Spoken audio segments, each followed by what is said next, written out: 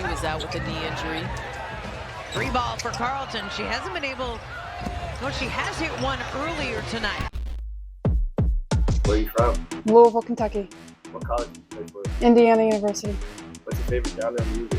R&B. How would you describe your game in one word? Competitor. What are you most excited for this season? To get to meet my new teammates and join a winning culture. Is a hot dog or sandwich? Sure. Who are you most excited to meet on the team? I mean, Courtney Williams and Fee and Kayla McBride. What's your favorite type of game? Skittles. Do you have any hidden talent? I can play golf a little bit. I'm not very good, but I play some. And what was your welcome to the league moment? I've had a lot of them. Probably my first game, I had like several, so a lot. They keep coming.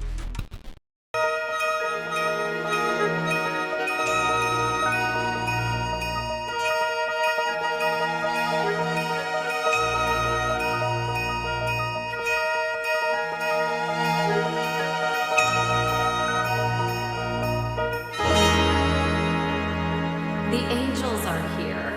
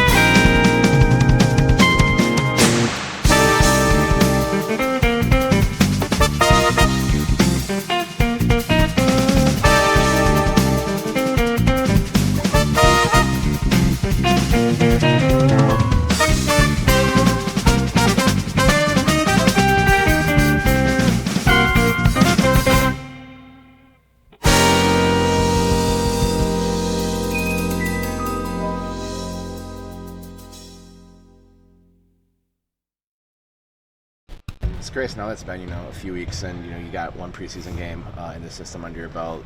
Coach mentioned a lot that she was pleased with the way the end of the game, the way things were run at the end of the game. Are you, is that comfortability just growing for you, on a daily basis at this point? Yeah, I mean, I think every day you're getting more comfortable with the system.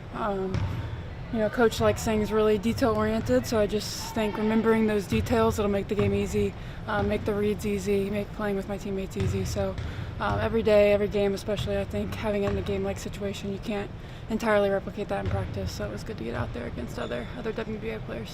How big of a difference is your comfortability with the system that Cheryl wants to run right now as opposed to, when you got in market, sometime in early, mid-April?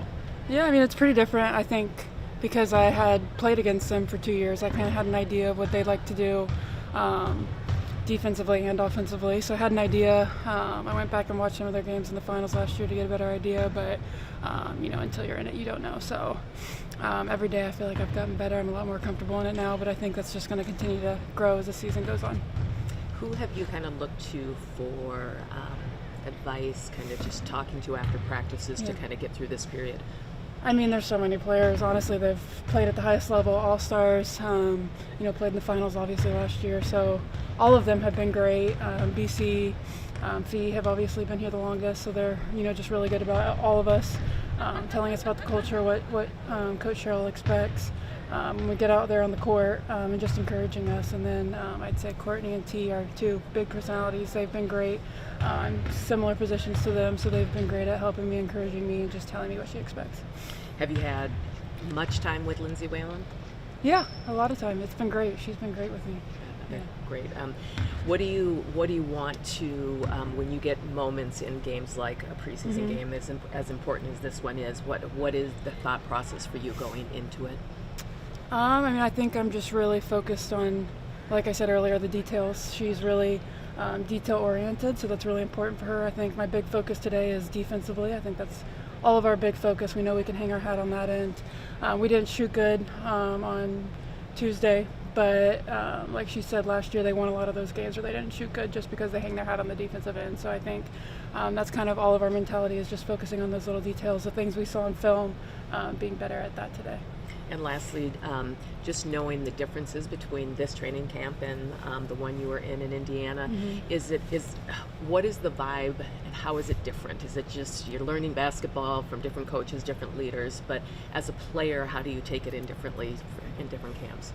They're all different, I would say. Definitely a different coach. She's been doing it for a really long time. But I think a big difference from what I've experienced in the past is they're coming off a year where they really should have won the championship or right there at the end. So, I think their mentality is just a little bit different in that. They already have a lot of players that are at that level, championship level, so just learning from them, trying to learn those little details that will separate, being a good team from being a great team. You've mentioned being in this building for games before, wearing the away team's jersey, and just, but being able to notice the passion and energy of Lynx fans. I know it's a preseason game, but your first game in a Lynx jersey in this building, how exciting is that for you? Yeah, I'm excited to have them on my side this time. It was always one of the toughest places to play for sure. We knew we were really going to have to battle to get a win in here, just because, they have great fans. They're really loud, and they really back the Lynx hard. So I think, it'll feel great to be out here finally. I've waited what feels like a long time. It's only been a couple weeks to finally play a game here. So just super excited to be in a Lynx jersey.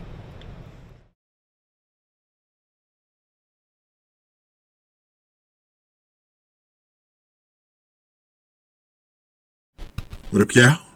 This your boy Ace here. And welcome to Ace's Angels, y'all. So let's cap off Grace Berger's preseason run here. Obviously, she had a really nice game earlier this week, back on Tuesday against the same team, the Chicago Sky. This game was a little bit different, where it seemed like both coaches wanted to keep the starters out there a little longer because the game was closer. Maybe they're just trying to see their starting lineups before the season starts, Some teams play it differently, Obviously, for the Sky and Lynx, these are two teams that have had at least 2 preseason games. We know some of these other teams have only had 1.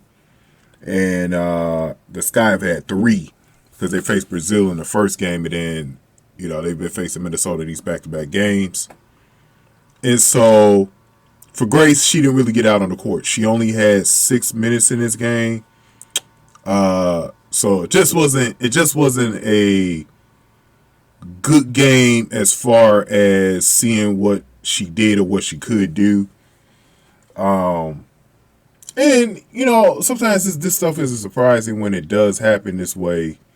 Because I didn't even get a chance on the other side to really get a chance to see Maddie Westfield really get a chance to see how she did in the game. She only had like 3 minutes herself. Haley Van Liv had like 15 minutes. I thought she had a very productive game. Haley Van Liv had 8 points, 1 rebound, 3 assists, 1 steal, only 2 turnovers, 3 for 4 from the field, made a couple of threes. So Haley Van Liv is still getting it done as the backup point guard right now for the Sky, man.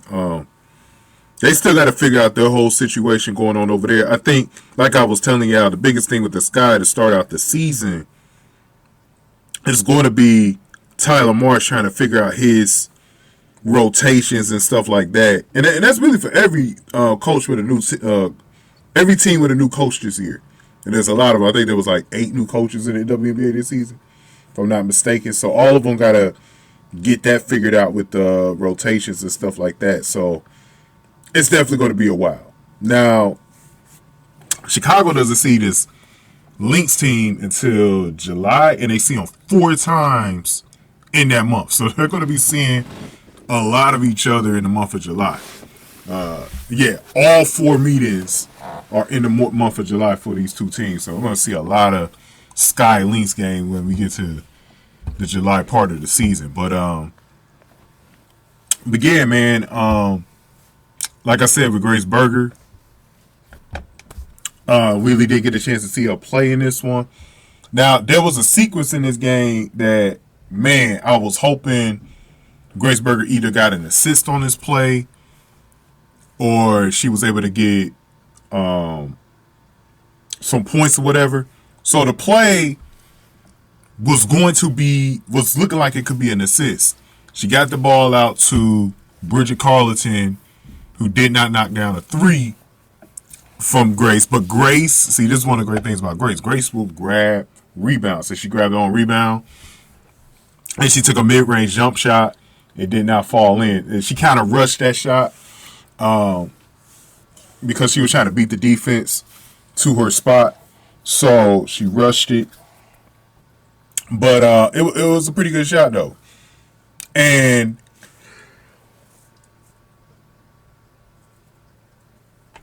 the thing with Grace is that she has that mid-range jumper, and that's one of the special things about Grace. And I think the girls that stand out, especially since the game, whether it's men's or the women's game, has really turned into a 3-point shooting.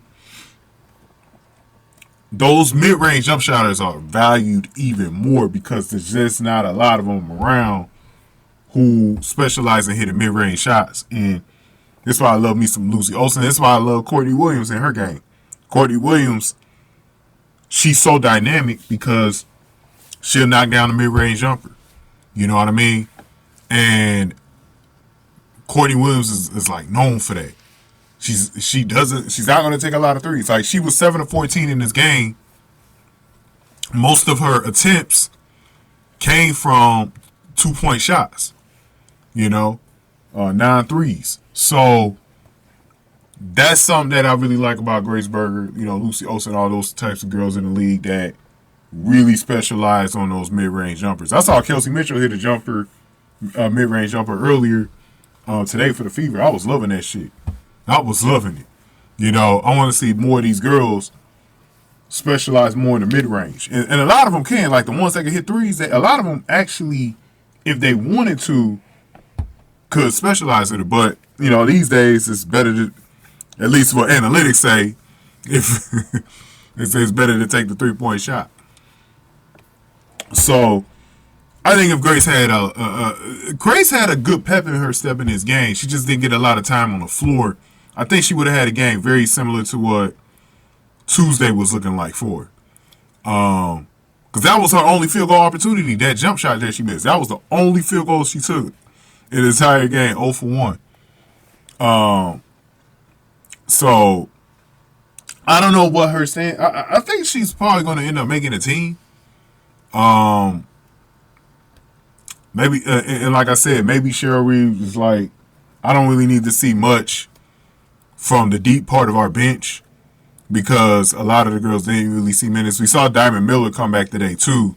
Probably took a little bit of minutes from Grace in this game. I'm not dead sure that was the case, but I'm just saying, like, Jessica Shepard was also out there, so it's just one of those games where I kind of was just trying to think of like what exactly caused Grace to not get as many minutes, like at least early on, because that was the only complaint I had. I was like, I wanted to see Grace get more minutes early in the game. Because I knew, like, by the fourth, the starters were going to be out there because it was a tight game. They weren't coming out. It wasn't going to be like we saw on Tuesday where in the final 5 minutes of the game, you saw the benches from both teams playing to finish the game. So even though that game was close too, but because this is the second preseason game, I think this had a lot to do with coaches wanting to see the starters out there before the season started. So it is what it is on that end, man. Seeing what pretty much was going on in that situation, but Grace, like I said, so far so good for her on the Lynx as far as what we've seen from her when she did get the minutes on Tuesday. So yeah, man, hey, at this point, you just gotta say, hey, for Grace, I think this could be a way better season for her. I do wonder, how if she stays on this Minnesota team, I do wonder how many minutes she's going to get behind the starters, and how many minutes she's going to get with Napheesa Heidemann, who's the other guard that's coming off the bench, that she might have to compete as far as getting minutes. You know what I'm saying? So it's going to be very interesting this year to see. Because Carly Samuelson, she's the other guard. It looks like they may keep her. She plays the wing. I think that's more of her position, though, playing the wing. So I'm curious to see how that's going to go as well. Like, really curious to see how that's going to go. Carly Samuelson, because she started the game. So they got a lot more flexibility. Like, depending on how things go, I mean, I think it's going to be them in the Liberty in the rematch, bro. If everybody stays healthy on both teams, I think those are going to be the two teams meeting in the finals again this year. Maybe Minnesota gets them this year. So that'll be the thing that we'll have to really, really keep an eye on. You know what I'm saying? It's just interesting. But let's move forward. I did want to talk about something before I end this video when it comes to Grace Berger's future. So for Grace, I think, like I said, I think there's a great opportunity because this is a potential championship team. It's a team that might get back to the finals again. We'll see. I think it's great for Grace, even if she's sitting and watching from the bench. I think it'll be great for Grace just to be a part of something like this, with a team like this. That way she could continue to develop those winning habits. I told you in the other video, Lindsay Whalen is the assistant coach that works with the guards on the team. That's a great teacher to learn from all season, is Lindsay Whalen. That's why I'm hoping she sticks with this team, because I'm like, being with Lindsay Whalen is going to be great for her. I think that when you look at a lot of things going on with this Minnesota team, this should just be a great situation. Because I still don't think she's going to be buried like she was on Indiana. I think she's going to find a way in some games this year, get minutes that we want to see her get. I think there's going to be some games where Grace is going to be able to play a lot. So I don't think it's going to completely be like an Indiana situation where you just really didn't see her.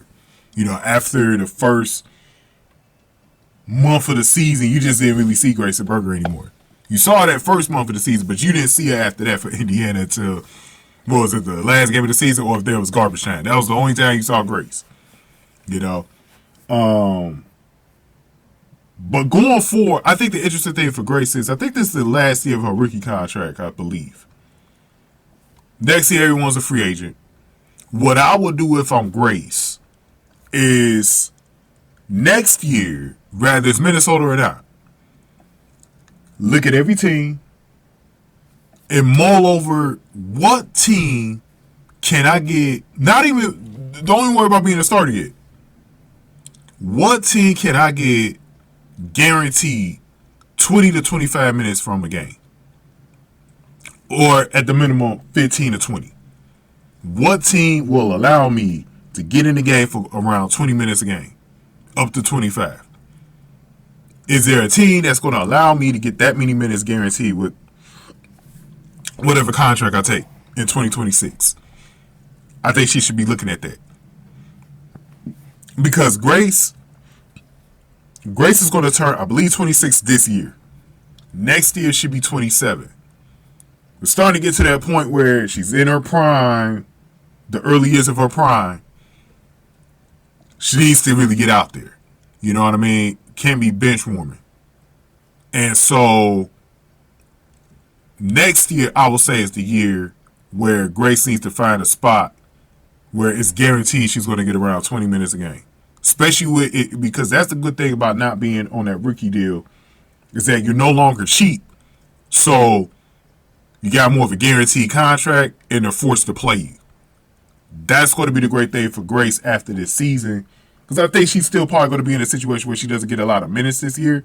But I don't think it's going to be as bad as Indiana, like I was telling y'all before. I just think you're going to see her a little more, but it's not going to be heavily impacted where she's like the primary backup to a Courtney Williams or whatever, or Kayla McBride.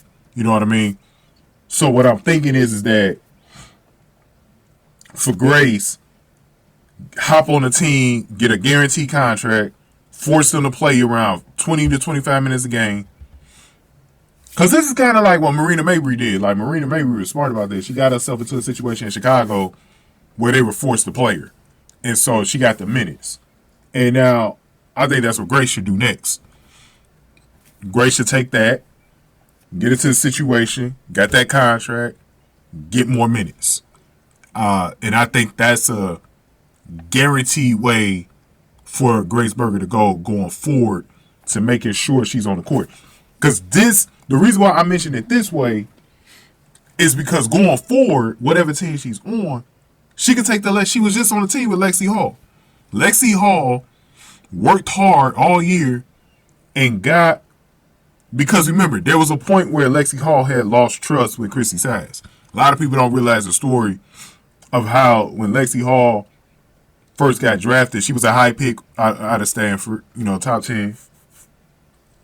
Lexi lost a lot of confidence. And then she got an injury. I believe it was a 2023 season. She got the injury. And then she fall behind. And because she was missing layups, she was missing her threes, Chrissy Size lost a lot of confidence in her. And that's how she became a bench player, right? Lexi was supposed to be in that starting lineup. Lexi works her way back, thanks to her confidence, and then Caitlin as well. She gets in there. She's a starter. And also thanks to Katie Lou Samuelson for missing one of those games against Connecticut. That was like an audition game for Lexi, and she passed on it, and she was starting ever since, up until the off-season changes this year. And so that's what Grace needs to do, is get onto a team where the guard competition isn't stiff. You don't have a guard. Basically, it's so open at the guard position where it doesn't even matter who's starting. It's open. Like, at any time, one of those guards, they could be relegated to the bench. And then you got your minutes, and that's a way for Grace Berger to become a starter again in this league. You know what I'm saying? Or be one of those players that's like in and out of the starting lineup. She's in one game, maybe she's on the bench, being the primary backup for somebody. Something like that, but no matter what, because the way I look at it, guys, I don't always just look at it who's a damn starter. I look at it how many minutes you're getting on the floor. Because right now, Grace needs to get the minutes. We saw her in Turkey. When she gets the minutes, look how incredible she looks. She only had, for the games that I sampled from Turkey last year, she only had, maybe 2 or 3 games that were bad. Every other game, she was showing up and looking good. She was looking good. Her stats was looking good. She was one of the best players in some individual stats on the entire, for both teams and stuff like that. She, most definitely, you've seen it from Grace. You saw it from Grace if you watched her in her rookie season. You saw the potential there. Grace, I've been saying it before, all she needs is the minutes. She needs the minutes. She needs to be on a team where they believe in her. Then she needs to be on a team where the guard competition isn't too stiff. Where you got 2 guards that got to fucking play, basically. You know, because there's a lot of teams like that in the league where it's just like, man, we can't even start you because of this so and so. You know, so I think that'll be a good plan for Grace, right? Like, I think if Grace was just to live out the rest of the season on Minnesota, it's gonna be a good championship team. You know, whatever minutes you get is whatever minutes you get, and then start next year, you're in full control of your situation. Now you get to go whatever team you want to go to, and I wouldn't even focus on like being on the team that wins. Just get on a team where you get minutes, so because that's kind of like, I think she needs to create like audition tape almost, like to let these teams know, like, you know, if it's a winning team that wants you out here, hey, we got a guard out here that's getting, you know, she out here, she got 20 to 25 minutes a game. Grace is out here getting like 10 to 15 points a game. You know what I'm saying? She out here lighting it up. Hey, we can use that girl. She a serviceable point. Like, bro, that's what Grace needs to do. You know what I'm saying? That's what Grace needs to do to build herself back up into being a starter. You know what I mean? Or at least somebody that's getting the minutes. Because that's where it starts and ends at. She got to get on the floor. You know what I mean? But I'm not going to worry about her this season because, like I said, next year is the year where she's in more control of her situation. But she's got to do that. You know what I mean? But give me your thoughts on this, man. I want to do some videos where we're going to talk about Lucy Olsen and Serena Sundell. I need to talk about Lucy Olsen and this Lauren Jensen situation. We need to talk about that. So go on ahead and give me your thoughts, man. And we'll talk about Grace. The next time she's on the floor for Minnesota, we'll talk about her again. I made the Cindy Colson video already, man. Like how Grace Berger should be starting over Cindy Colson. I made a rant, never released it.